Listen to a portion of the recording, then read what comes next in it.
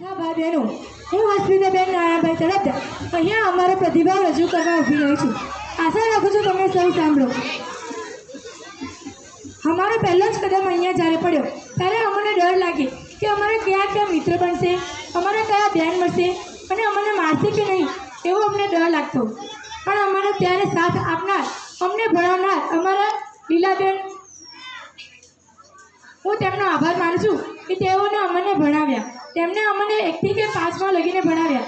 તેમણે અમને એક હિંમત આપી. ત્યારે તે રિટાયર થઈ ગયા.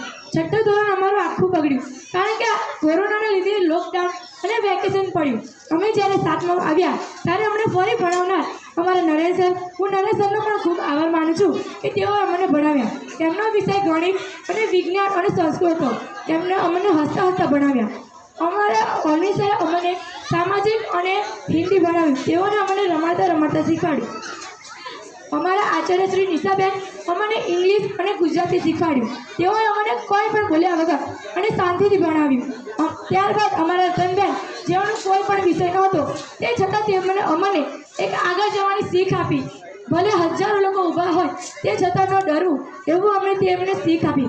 અમારી ઘણી બધી મદદ કરી. અમને વેકેશન પણ ભણાવતા હતા, અમારું ટ્યુશન પણ કરાવતા હતા. અંકિતા ટીચર અત્યારે અમારા પ્રોગ્રામમાં નથી, શાળામાં નથી, તો અમે બહુ દુઃખી થઈ છે કારણ કે તેમણે અમને ખૂબ ઇંગ્લિશ ભણાવ્યું.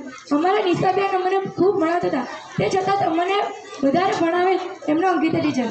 ફરી અમારા હસુબેને અમને પ્રાર્થના અને ભોજન તે બધામાં અમારી મદદ કરી. વિમલ સર અને વર્ષાબેન, મને માફ કરજો કે હું તમારા વિશે કાંઈ નથી બોલી શકતી કારણ કે તમે હમણે જ નોકરી લીધી છે.